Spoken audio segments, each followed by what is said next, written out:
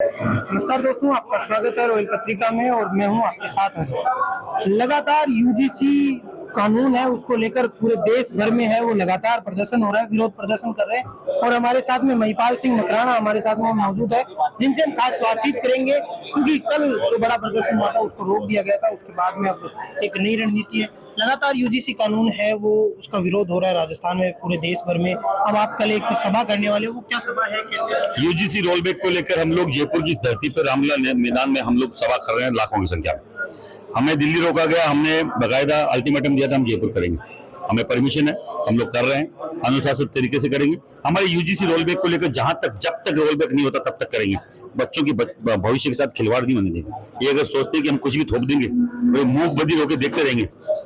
स्वर्ण समाज है, आपको सपोर्ट जरूर करता है, इसका मतलब ये नहीं कि अंधभक्ति करेगा। अंधभक्ति के समय गया। आप जब तक अंधभक्ति करी जब तक आपने अच्छा काम किया।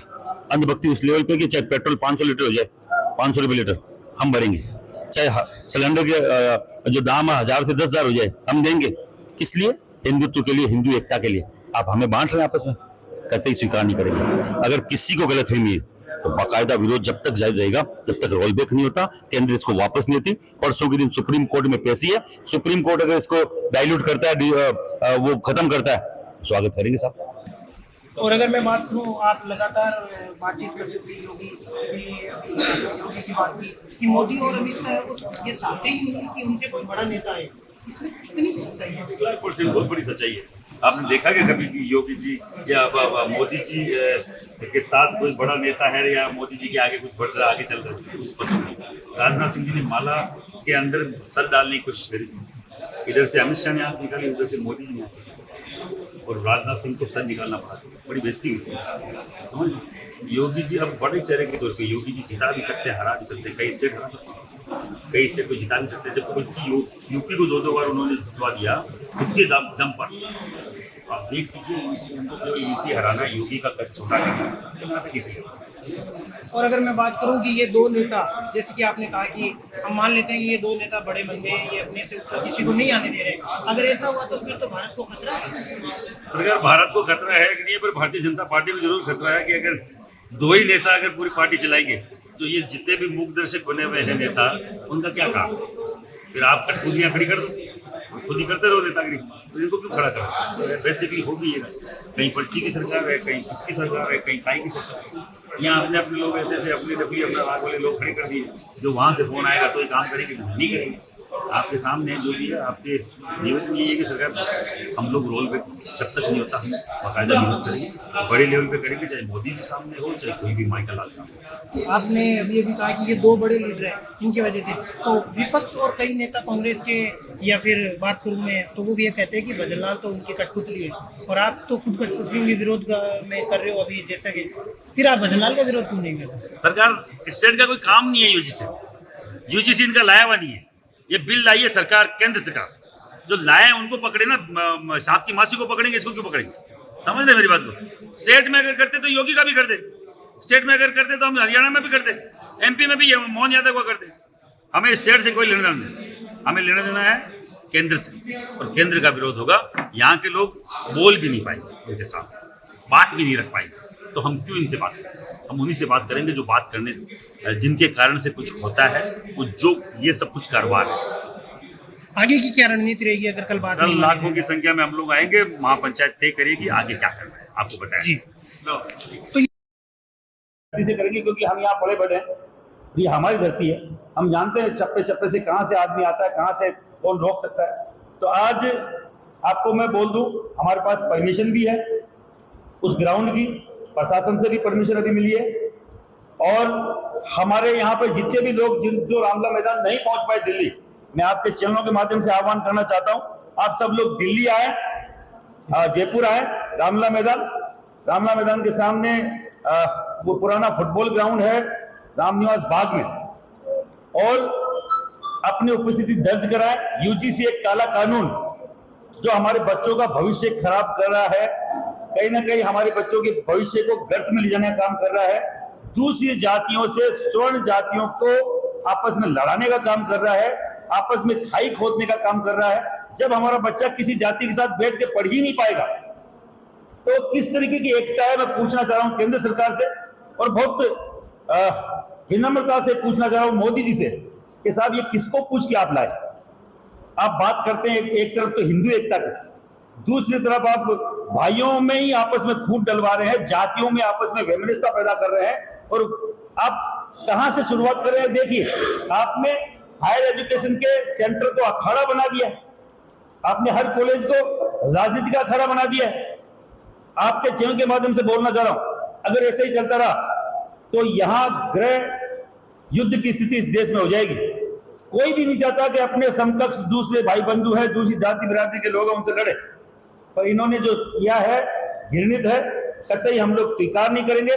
पिछले 1.5 महीने से करणी सेना, सर्व समाज, हर समाज का तबका, चाहे ब्राह्मण हो, बढ़िया हो, कायस्थ हो, राजपूत हो, भूमिहार हो, हर एक व्यक्ति, हर एक युवा उसका विरोध कर रहा है। और ओबीसी के लोग भी उसका विरोध कर रहे हैं, क्योंकि उनको मालूम है कि हमें और ओबीसी को दूर किया जा रहा है, हमें और SC/ST को दूर किया जा रहा है। हमारी बात यहां तक नहीं है कि उनको पावर देकर हमारे बच्चे प्रताड़ित हो गए। प्रताड़ित नहीं साहब, आपस में बैठ ही नहीं पाएंगे, एकता खत्म हो जाएगी। जो हिंदू एकता कहीं ना कहीं इन 10-15 सालों में आई थी, आपने केवल एक बिल लाकर उस एकता को खंडित करने का काम किया, जो कतई हम लोग स्वीकार नहीं करेंगे। दूसरी तरफ एक स्वर्ण का बच्चा जिसको कोई भी तरह की रिजर्वेशन नहीं है, फिर भी वो विपरीत परिस्थितियों में जाकर कहीं ना कहीं 90 प्लस नंबर लाकर कंपटीशन में फाइट कर रहा है। क्या आपको वो भी उसको पसंद नहीं आ रहा? क्या वो भी वो उनसे देखा नहीं जा रहा? आप सब लोगों से बोलना चाह रहा हूं, आप सब लोगों के चैनल के माध्यम से बोलना चाह रहा हूं, पूरे देश के युवाओं को, कि भैया आपस में ये भेदभाव पटकने का जो ये षड्यंत्र आप लोगों ने चालू किया है, कतई हम लोग बर्दाश्त नहीं करेंगे। ऐसे भी कहा जा रहा है कि जो आप रामलीला मैदान में वहां पर जो प्रोटेस्ट किया था, वहां पर आप नहीं पाए, ऐसा करके पुलिस बुलाकर ताकत की थी, ऐसा कहा जा रहा है। हम लोग रामलीला में जो किया था, आपने प्रोटेस्ट आह्वान किया था, भीड़ भी नहीं, इसलिए पुलिस बुलाकर ऐसा माहौल बनाया, तो फिर हजारों की संख्या में गिरफ्तारियां कैसे हो रही? अगर माहौल बनाने की बात है तो आप कल देख लेना, हम माहौल बना रहे हैं। मैं तो बार बार बोलता रहा हूं, हम शक्ति प्रदर्शन करने नहीं आए, हम लोग हमारी संख्या गिनाने नहीं आए, हम लोग यूजीसी पर प्रोटेस्ट चालू है उसके लिए आए। हम लोग यूजीसी पर जब तक विरोध दर्ज कराएंगे तब तक ये यूजीसी वापस रोल बैक नहीं होता। हम रुकने वाले नहीं है। इनको लगता है कि अगर हमारी संख्या कम है तो क्यों हमारी परमिशन रद्द करी इन्होंने? संख्या देखना चाह रहे थे, हमारी अगर ताकत देखना चाह रहे थे तो बाकायदा हमारी परमिशन आप रद्द नहीं करते। हम लोग आ रहे थे, हमें रोकते नहीं, उनसे डर के ही उन्होंने परमिशन रद्द करी है। नहीं तो हर एक चीज को डफली के इनको वहां पे विरोध प्रदर्शन का अधिकार है। भारत तुम्हारे टुकड़े होंगे उनको अगर अधिकार है, अगर खालिस्तानियों को उनको अधिकार है, वहां पूरे देश के जो पहलवान है वो बैठ के वहां 6-6 महीने विरोध करे, उनको अधिकार है। स्वर्ण जाति को अधिकार क्यों नहीं है दिल्ली में प्रदर्शन करने का? मैं पूछना चाह रहा हूं आपके चैनल के माध्यम से। ये केवल स्वर्ण जाति को कमजोर करने का एक तरीका है जो कतई स्वीकार नहीं होगा। हम लोग विरोध करेंगे। अगर ये कमतर आंक रहे हमको तो कल एक छोटी सी झांकी दिखाएंगे, छोटी सी झांकी। मैं नहीं बोल रहा हूं लाखों की संख्या में आएंगे, पर जो आएंगे वो जिंदा लोग आएंगे, जो अपने बच्चों को भविष्य के लिए चिंतित है। और कहीं ना कहीं अभी भी इतना होने के बावजूद भी हम लोग चाह रहे हैं कि भैया आप ले लो। हम बीजेपी के लोग, हम भारतीय जनता पार्टी के लोग, हम RSS से जुड़े हुए लोग, पर अगर हमारी भावनाओं को तुम नहीं समझोगे तो ऐसा सैलाब आएगा कि समझ में नहीं आएगा हुआ क्या है। जिनको हम लाए थे उनको घर भेजने का काम भी हम कर सकते हैं। सरकार कोई हमारे बच्चों के भविष्य का मामला सांकेतिक क्या होगा, जो भी आएगा वो सबके सामने होगा। सांकेतिक छोटा मोटा कोई फुलझड़ी चलाने थोड़ी आ रहे हैं। हम इकट्ठा होकर मेरी ताकत दिखाने आ रहे हैं। और किसी को कैसे भी लगे, मैं बार बार में क्लियर करता है, हम राज्य सरकार के खिलाफ नहीं, क्योंकि राज्य सरकार खराब नहीं। यहाँ के मुख्यमंत्री ने ये नहीं किया। अगर जिन्होंने किया दिल्ली बैठे हुए लोगों ने किया, शिक्षा मंत्री दिल्ली का केंद्र का उसने किया, और उसको जो भी उसके सलाहकार है उसने किया। जिसने भी किया मोदी जी उसको तत्काल आप लोग पद से हटाएं। यहाँ का जो हमारा भारत का जो शिक्षा मंत्री है धर्मेंद्र प्रधान, उसको बाकायदा अभी का भी हटाया जाए।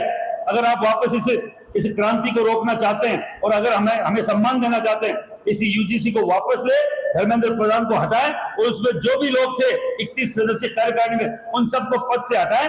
बाकायदा हम लोग मानेंगे आपकी बात। पर अगर आप हट धर्मिता पे रहेंगे तो 1,00,000% पूरे देश में जहां जहां रामलीला मैदान है और चाहे दूसरा मैदान है, हम लोग मैदान पे मैदान भरेंगे, विरोध प्रदर्शन जारी रहेगा जब तक यूजीसी वापस नहीं होता। लेकिन इसमें क्या है, भारतीय जनता पार्टी में जो यूजीसी परिषद को नेता और कार्यकर्ता है उनको खूब लगा जा रहा है, तो कल वाले आपके जो चुनाव है उसके अंदर ना है। हर एक नेता को ये मैसेज किया जा रहा है। मैं तो बोल रहा हूँ, हम तो जो स्वर्ण जाति के लोग हैं वो बेसहारा लोग हैं, बिना नेतृत्व के लोग। हमारा कोई नेता नहीं है, कोई जनप्रतिनिधि नहीं है। आप देखिए पूरे देश में कोई हमारा जनप्रतिनिधि होता तो बोलता। अब तक कोई एमएलए नहीं बोला, कोई एमपी नहीं बोला, कोई भी केंद्र का मंत्री नहीं बोला। क्यों भैया? हमारे कोटे से तुम टिकट लेते हो, हमारे वोट से जीत के जाते हो, और तुम्हें हमारे बच्चों के हाथ हकूक की बात आई, तुम बोलने से कैसे रहते हो? यही बात अगर कोई SC ST का कोई कानून होता, उनके नेता विधानसभा में, लोकसभा में हंगामा कर देते और उनको झुकने में मजबूर कर देते। पर हमारे नेता मोदी जी से पूछने जैसे नहीं कि मोदी जी आपने क्या किया। अब वो मुंह लुका दे फिर रहे हैं। मैं फिर बोल रहा हूं, अगर ये रोल बैक नहीं हुआ तो हमारे वो जो नेता है उनको काले झंडे दिखाए जाएंगे। मोदी जी लेके घूमते हैं सिक्योरिटी, वो नेता तो रोड पे मिलने तो आएंगे, जाएंगे का।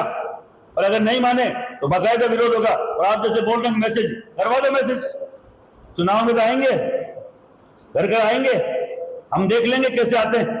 हमारे घर में मत आना, तुम उन्हीं से वोट लेना जिनके लिए तुम बोल रहे हो कि 22 से 47 कर दिया। हमें किसी जाति से बैर ही नहीं मिला, हम तो चाहते हैं हर जाति के साथ रहना। हमें जातियों से लड़वा, हमारा झगड़ा है इस व्यवस्था से, इस सरकार से जो ये लेके आया, न कि किसी जाति से। हम किसी जाति के खिलाफ नहीं। आप सिक्योरिटी की बात कर रहे हो, सिक्योरिटी और नेताओं के पास नहीं है, तो आप अपने लोगों को चेतावनी देना चाहते हैं? 1,00,000% चेतावनी है भैया, सिक्योरिटी रख ले। काला मुंह भी हो सकता है काले झंडों के साथ, जो हमारे बोलने का अधिकार नहीं रखते, जो समाज के लिए बोल नहीं सकते। वैसे कमजोर नेता इस स्वर्ण समाज को नहीं चाहिए। हमें चाहिए भगत सिंह और आजाद जैसे, जो वहां विधानसभा में धमाका करके अपनी बात को मनवा सके, अपनी बात को रख सके, अपने हक हकूक की बात को बाकायदा इस सरकार से बोल सके। बोलने जैसा उनको पावर नहीं है। इतने कमजोर लोगों को भेज रखा है कि वो डिसीजन नहीं ले पा रहे हैं कि अपने समाज की इतनी बड़ी विपदा आई है। संघ की आज बहुत बड़ी मीटिंग है हमारे पक्ष में, RSS की। मैं RSS का बालिकाल से स्वयंसेवक, आज 1500 लोग RSS के इकट्ठे हो रहे हैं, हमारे पक्ष में हो रहे हैं, और बाकायदा ये बोल के हो रहे हैं कि हमारा केवल हमारा औचित्य यहां तक रह गया कि केवल दशहरा में रावण दहन करने तक है, या पदमार्च करने तक है, पद संचलन करने तक है। बाकायदा ये स्टेटमेंट संघ के वो ऐसे लोग दे रहे हैं जो प्रचारक रहे सालों, और बाकायदा ये मैसेज भेज रहे हैं कि क्या हमारा दायित्व यहां तक है? हमारे बच्चों का भविष्य का मामला है, इस देश को सशक्त करने चले थे और हमारा परिवार इन्होंने कमजोर कर दिया। ये किस तरीके की परिपाटी है? इस परिपाटी को कतई हम लोग स्वीकार नहीं करेंगे। मैं संघ का बाल्यकाल से स्वयंसेवक हूं, मैं बीजेपी का भी समर्थक हूं। इसका मतलब ये नहीं कि हमें ये प्रसाद के तौर पे ये दे कि हमारे बच्चे अनाथ हो जाए, हमारे बच्चे अपराधी हो जाए। हमारी बच्चियां अपने स्वाभिमान के लिए, अपनी इज्जत आबरू के लिए कहीं ना कहीं उनसे छिपती फिरे, उनसे डरती फिरे, जिनसे हमारा कोई लेना देना नहीं है भैया। हम थोड़ी चाह रहे कि आप आपसे वैमनस्य करें, वैमनस्यता पैदा हो। हम तो चाह रहे हम शालीनता से जिए, साथ जिए। इतनी बेड़ियां होने के बावजूद स्वर्ण का बच्चा अगर फर्स्ट आ रहा है तो उसमें काबिलियत है, तब आ रहा है। किसी की दी हुई कोई खैरात से नहीं आ रहा है। अगर आप गधों और घोड़ों को दौड़ा रहे हो, बार बार -40 वालों को MBBS करवा रहे हो, डॉक्टर बना रहे हो, और वहां 95, 98 वालों को तुम नंबर नहीं दे रहे, तो यहाँ की प्रतिभा बाहर ही जाएगी। दूर से देश के लोग प्रतिभा ढूंढ रहे हैं, आप यहाँ जातियां ढूंढ रहे हैं। UGC का काम था हमारी शिक्षा को, लेवल को, स्तर को ऊंचा करना, और इन्होंने UGC लेके आया इक्विटी कमीशन। अरे भैया ऐसा कमीशन ना तो हमने मांगा, और न शिक्षा के क्षेत्र में, शिक्षा के मंदिर में इस तरीके का भेदभाव अगर कोई कमीशन करेगा, उस कमीशन का विरोध होगा, चाहे कोई आ जाए सामने।